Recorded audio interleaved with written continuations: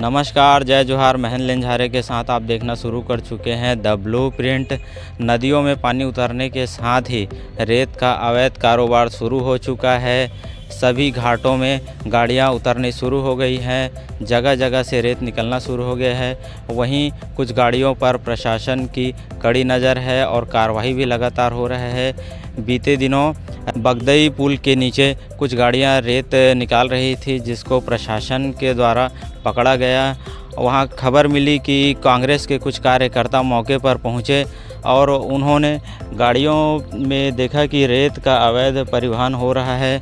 उन्हें वहां पे कुछ मज़दूरों द्वारा रेत भरा जा रहा है, तो उन्होंने जाकर तुरंत वहां तत्काल मौके पर पहुंचे और अधिकारियों को सूचना दिया, पटवारी तहसीलदार को, कि यहाँ किसी के द्वारा रेत का अवैध उत्खनन किया जा रहा है। मौके पर अधिकारी पहुँचे।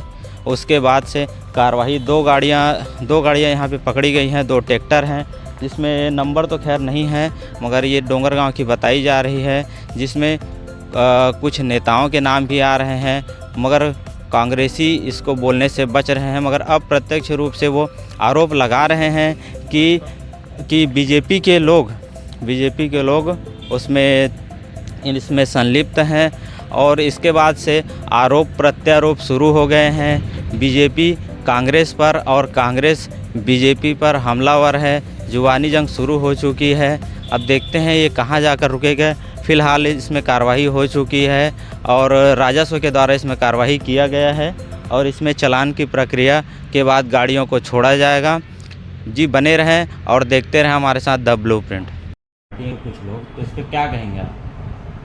ये आरोप सरासर गलत है। भारतीय जनता पार्टी हमेशा इन चीज़ों का विरोध की है और पिछले 2018 से लेकर आप लगातार देखेंगे कि कांग्रेस के कार्यकाल में भी अवैध शराब का काम हुआ, अवैध उत्खनन का काम हुआ और पूर्णतः कांग्रेस इसको समर्थन करती भारतीय जनता पार्टी के ऊपर इल्ज़ाम जो लगा है गलत।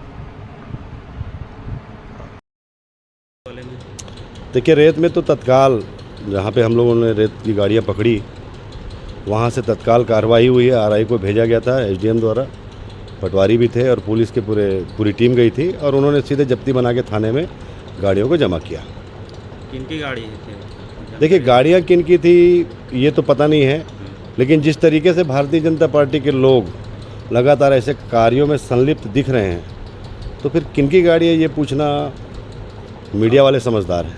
मतलब आप बिना बोले ये कहना चाहते हैं कि बीजेपी वाले की गाड़ियाँ हैं? कहीं ना कहीं गाड़ी के बारे में नहीं बोलूँगा। जिस तरीके से आम चर्चा उनकी संलिप्तता की आती है, लगातार ये चर्चा में बात आती है कि बीजेपी के लोग ये कर रहे हैं। अभी लगातार लोगों के बीच में ये चर्चा है कि गली गली में शराब बिक रहे हैं।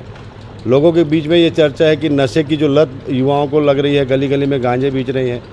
ये नशे को संरक्षण देना, अवैध उत्खनन को संरक्षण देना, ये भारतीय जनता पार्टी की परंपरा रही है। आपका नाम बताओ। मेरा नाम महेंद्र वैष्णव है। मैं वर्तमान में विधायक प्रतिनिधि हूँ और प्रदेश किसान कांग्रेस का महामंत्री हूँ।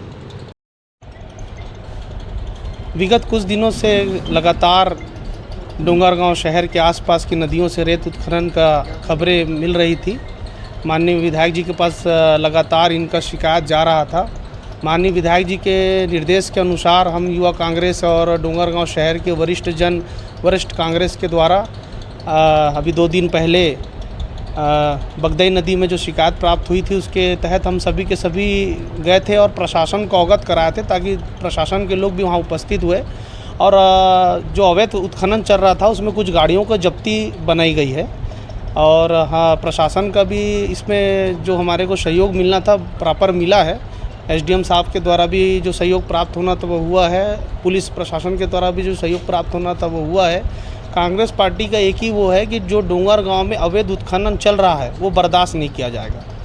लगातार आपको भी पता है कि किनके द्वारा और किनके संरक्षण में ये सब चल रहा है। अब आप सब इन सब से अवगत हैं, पर हम यही चाहेंगे कि प्रिंट मीडिया, इलेक्ट्रिक मीडिया और सोशल मीडिया का भी सहयोग मिले। जो ये अवैध रेत उत्खनन है वो जल्द से जल्द बंद हो।